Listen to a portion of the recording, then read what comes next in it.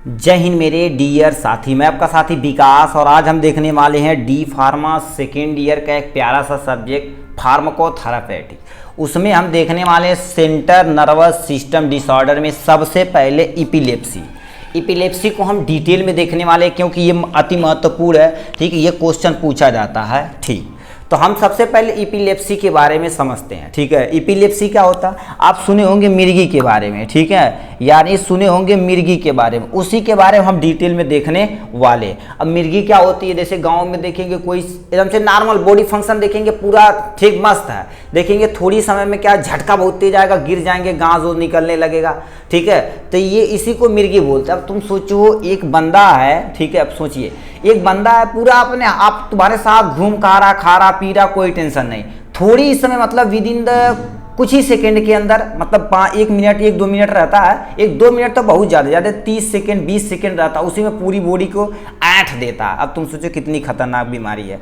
ठीक है, तो इपिलेप्सी क्या होता है इसके बारे में हम पहले समझ लेते हैं। ठीक है, इपिलेप्सी, ठीक, इसे नॉर्मल भाषा में मिर्गी बोलते हैं। तो लिखा तुम्हारे पास इपिलेप्सी जो group of disorder mainly affect the nervous system, मतलब ये तुम्हारे पास एक डिजीज नहीं है, यानी बहुत सारे डिजीज का क्या होता है, ग्रुपिंग होती है जो मेनली इफेक्ट करती है नर्वस सिस्टम को। नेक्स्ट पॉइंट में लिखा these disorder are the interrelated having unique characterize including tendency for the recurrent seizure. कहने का मतलब क्या कर रखा, ये जो डिसऑर्डर होता है इंटर रिलेटेड होता है किससे, यानी रिकरेंट सीजर, मतलब आपको तुरंत ही क्या करेगी, बहुत झटका तेजी से आएगा। ठीक है, झटका आ जाएगा तेजी से, पूरी अपने शरीर को क्या करेगा, ऐंठ देगा वो। ठीक, उससे ये रिलेटेड है। This condition abnormal discharge of है, यानी क्या होता है, electrical impulse in the brain cell, मतलब हमारा जो ब्रेन सेल है वो सब कुछ किस पे काम कर रहा है, इलेक्ट्रिकल इंपल्स के। क्योंकि आप देखे होंगे, ठीक है, आप पढ़े होंगे, ठीक है, तो ऐसे तुम्हारे पास क्या होते हैं, यानी सेंट्रल नर्वस सिस्टम के अंतर्गत न्यूरॉन होते हैं। ठीक है, जैसे न्यूरॉन होते हैं, ये वाला पोर्शन देखे होंगे ना, इसमें एक्सॉन डेंड्राइट्स वगैरह होते हैं जो मैसेज को यहाँ से लेकर आने का काम करते हैं। इसमें जो इलेक्ट्रिक इंपल्स जा रही है वो क्या करेगी, इम्बैलेंस हो जाती, सही से नॉर्मल कंडीशन में एबनॉर्मल हो जाती, मतलब जो मैसेज यहाँ से आ रहा है वो सही से आ नहीं पाता, किसी कारण से क्या हो जाता है, ब्लॉकेज हो जाता है, जिसे ब्रेन सेल से आ रहा है, तो उस कंडीशन में हमें मिर्गी आता है।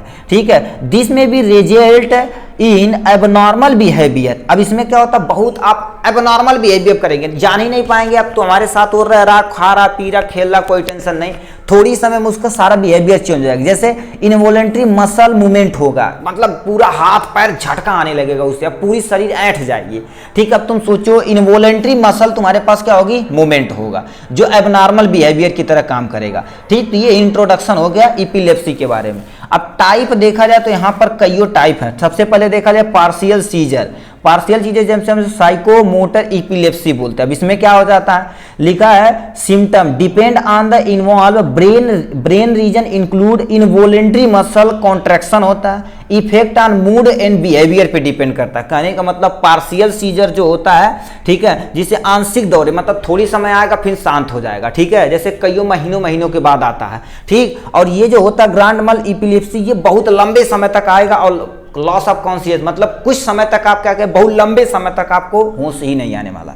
ठीक है, तो ये जो सिम्टम होता है involve in the brain region, मतलब ब्रेन इसमें इन्वॉल्व होता है, इनवॉलेंट्री मसल कॉन्ट्रैक्शन हो जाती है, मतलब जो भी आपकी इनवॉलेंट्री मसल वो कॉन्ट्रैक्ट कर जाती है, इफेक्ट ऑन मूड और बिहेवियर आपका क्या हो जाएगा, सब कुछ चेंज हो जाने वाला। ठीक, ग्रांड मल इपिलेप्सी क्या होता है, in this involve loss of conscious, मतलब आप कॉन्शियस ही नहीं रहे, पता नहीं चलेगा हमारे अगल बगल क्या चीज हो रहा, कईयों मिनट तक इनवॉलेंट्री डिफिकेशन होगा, और क्या होगा, ठीक है, लिखा है ठीक है, लेकिन मैचुरेशन होगा, टंग भी, मतलब आपकी जीभ क्या करिए, ऐसे तेजी से फड़फड़ाएगी, बहुत तेज, ऐसे आप मतलब एकदम से ऐसे नाच करते रह जाएंगे। ठीक है, तो ये सब इसमें होता है। और पार्शियल मल इपिलेप्सी में क्या होता है, इन अकर्स इन चिल्ड्रन, जो बच्चों में देखने को मिलता है। ये सिम्टम में देखा जाए तो लॉस ऑफ कॉन्शियस, स्पीच में क्या होता है, ज्यादा दिक्कत है। मगर ये जो वाला होता है ना, ठीक है, ये जब बच्चों में देखा जाए तो जब बच्चे की धीरे धीरे एज बढ़ती है, 5 से ठीक 7 साल तक जाते हैं, तो उनका क्या हो जाता है, जो इपिलेप्सी है वो सही हो जाती है। ज्यादातर केसों में हमने देखा है कि बच्चे धीरे धीरे क्या हो जाते हैं जब बड़े होते हैं। ठीक है, तो ये वाला जो कंडीशन होता है वो क्या हो जाता है, ये वाली वो क्या हो जाती है, सही हो जाती है। ठीक, तो ये इपिलेप्सी के टाइप था। ठीक है, अब आते हैं किस पे, इटियोलॉजी एंड पैथोजेनेसिस के बगल में। इटियोलॉजी क्या होती है, ट्रॉमिकल, ठीक है, लिखा है यानी ट्रामेटिक ब्रेन इंजरी, मतलब आपका ट्रामा हो गया, मतलब कहीं आप एक्सीडेंट हो गया, आपकी ब्रेन में कोई भी सेल इंजर्ड हो जाएगा, तब आपको आने का चांस हो सकता है। अदर वस्कुलर डिजीज, मतलब बहुत सारे जो वस्कुलर डिजीज, मतलब नस वाली वेसल वाली प्रॉब्लम होती है, उसमें हो सकता है। Lack of oxygen to brain, मतलब जो हमारे पास ब्रेन को नस जो है, जो ब्रेन को ऑक्सीजन ले रहा जा रही थी, उसमें कोई कमी होगी, जिसे ऑक्सीजन ब्रेन को प्रॉपर अमाउंट में नहीं मिल जाएगा, तब भी एपिलेप्सी आने का चांस बढ़ जाता है। ब्रेन ट्यूमर, मान लेते किसी कारण से आपको ब्रेन ट्यूमर हो जाएगा, तभी एपिलेप्सी आने का चांस बढ़ जाता है। इन्फेक्शन डिजीज, जैसे क्या हो गया मेनिंजाइटिस। अब मेनिंजाइटिस क्या होती है, जो हमारी स्कल होता है उसकी जो कवरिंग होती है उसे मेनिंजाइटिस बोला जाता है, उसके अंदर कोई इन्फेक्शन हो जाता है, तभी एपिलेप्सी होने का चांस बढ़ जाता है। ठीक है, डीमेटिक अल्जाइमर डिजीज, अल्जाइमर डिजीज के कारण से, अब आगे पढ़ेंगे अल्जाइमर डिजीज एक्चुअली में होता क्या, इसके बारे में भी आप आगे देखने वाले हैं। ठीक है, ये हो गया। ये तो भाई छोड़ दिए थे क्या, गजब है। समटाइम जेनेटिक, कभी कभी ये क्या हो जाता है, जेनेटिक हो जाता है, यानी एक पीढ़ी से दूसरी पीढ़ी में जा सकता है। समटाइम अननोन, पता नहीं चलेगा, जैसे नॉर्मल है ना, तो कभी कभी कहेंगे भैया इनको कभी मिर्गी नहीं आती थी, आज पता नहीं कैसे आ गया। ठीक, तो ये भी रीजन हो सकता है। ठीक, तो ये सब रीजन इसके अंतर्गत आते हैं। पैथोजेनेसिस को हम एरो लगा लेते हैं पहले, तब इसे एक्सप्लेन करते हैं। ठीक, तो हम पैथोजेनेसिस में थोड़ा सा देख लेते हैं। क्या लिखा, एनी एटियोलॉजिकल फैक्टर, मतलब कईयों फैक्टर, मतलब जो इटियोलॉजी में देखें कोई भी फैक्टर कोई भी रहेगा, ठीक, तो वो क्या करेगा, न्यूरल सेल मेम्ब्रेन यानी अल्टर करेगा, मतलब हमारा जो नर्वस सेल रहता है उसमें कोई भी अल्टरेशन पैदा कर देगा। ठीक, जिससे क्या होगा, रिपीटिशन एक्शन पोटेंशियल, मतलब कोई भी चीज बार बार बताइए, इम्पल्स, देखो हम यहाँ से बता रहे हैं, ये बताओ आपका ये ब्रेन सेल है, जैसे हम नर्व सेल बोलते हैं, नर्व टिश्यू बोला जाता है, नर्व सेल बोल सकते हैं। अब इसमें बताओ कोई भी अल्टरेशन यदि हो जाएगी, तो जो इम्पल्स आ रही है बार बार बार बार बार बार, उसका एक्शन पोटेंशियल बार बार क्या होगी, रिपीट होगी, तो जा नहीं पाएगा, तो आगे क्या करेगा, आपके शरीर पे बहुत तेज इफेक्ट करेगा। तो ये क्या रहेगा, रिपीटेशन एक्शन पोटेंशियल होगा।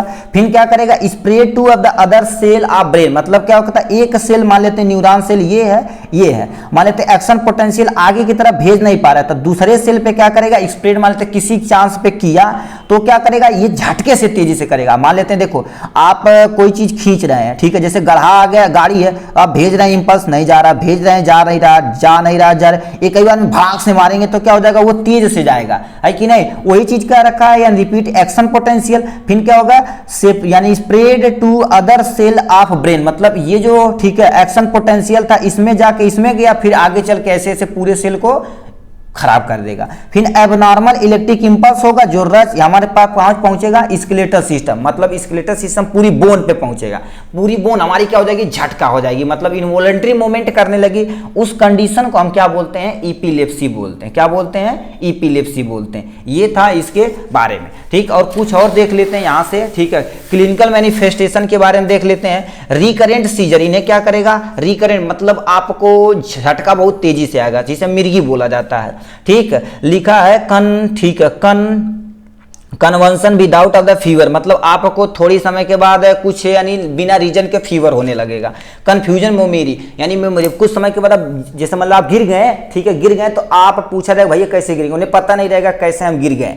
ठीक है, ये हो जाएगा। टेम्परेरी इनसेंसिटिव टू यानी क्या होता है, इंस्ट्रक्शन, मतलब जो इनसेंसिटिव, मतलब जब वो गिर जाएंगे, ठीक है, गिर जाएंगे तो क्या करेगा, कोई चीज सेंसर नहीं कर पाएंगे हमारे अगल बगल क्या चीजें हो रही है। ठीक है, और क्या लिखा, sudden stiffness due to the unknown reason, मतलब सडन स्टिफनेस हो जाएगा, कोई पता नहीं चलेगा आपको अगल बगल क्या हो रहा है। पैनिक और हैंगर हो जाएंगे, ठीक है, सॉरी एंगर हो जाएंगे, ये सारी चीजें हो सकती हैं। ठीक है, और jerking arm and leg body to appear of the cluster of the rapid jerking movement, मतलब आपका जो हाथ रहेगा पैर रहेगा बहुत तेजी से क्या करेंगे आप, झटका मारेंगे भाई। ठीक है, ये हो गया इनके बारे में। नॉन फार्माकोलॉजिकल मैनेजमेंट के अंतर्गत देखा जाए तो इनटेक लो कार्बो, ठीक है, लो कार्बोहाइड्रेट फूड, मतलब जो भी कार्बोहाइड्रेट फूड है वो कम अमाउंट में लेंगे, क्योंकि हमारी ये ब्लड वेसल को क्या कर सकता है, डैमेज कर सकता है, मतलब कोलेस्ट्रॉल लेवल यदि आपके अंदर इंक्रीज करेगा तब भी हो सकता है। कीटोजेनिक डाइट इज क्या होता है, आपको हाई कर दे, मतलब कीटोजेनिक डाइट होता है जिसमें कीटोन की मात्रा ज्यादा पाई जाती है, उसको आपको हाई कर देना, जो हमारे नर्व इंपल्स को थोड़ा सा रफ्तार करते हैं। ठीक है, ये हो गया। अब मैनेजमेंट के जरिए क्या कर सकते हैं, ठीक है, लिखा हाइड्रेशन डेरिवेटिव, जिसमें हम क्या कर सकते हैं, फिनोटिक, जब सबसे ज्यादा यूज होने वाला ये ड्रग्स, मतलब ये मेडिसिन है। फिनोटोइन, ठीक है। इसमें आप क्या कर सकते हैं, ये दे सकते हैं बारबूट, यानी क्या रहेगा बारबीटूरेट में तो क्या दे सकते हैं, फिनोबारबीटूरेट दे सकते हैं। ये जो मेडिसिन है इसे आप प्रोवाइड करा सकते हैं। गाबा ट्रांसमीनेज इनहिबिटर जिसे हम सोडियम वल्पोरेट बोलते हैं, इसे भी आप क्या कर सकते हैं, ले सकते हैं। गाबा एग्नोस्टिक जिसमें हम गाबा पेंटीन बोला जाता है, ये भी आप क्या कर सकते हैं, ले सकते हैं, ठीक है। ये भी दिया जाता है उनमें, ठीक है। और लिखा है बेंजोडाइजेपिन जिसमें हम डाइजापाम, कोलानाजोपाम, ठीक है, कोलोनाजोपाम, ये सब ईटीसी मेडिसिन उसे हम दे सकते हैं। तो इस तरह से देखा जाए तो हमने एपिलेप्सी को भी क्या कर दिया, थोड़ा सा फास्ट में कवर अप कर लिया, ठीक है। चलिए आज के लिए बस इतना ही, फिर मिलेंगे नेक्स्ट वीडियो में नेक्स्ट टॉपिक के साथ। तब तक के लिए bye bye and take care.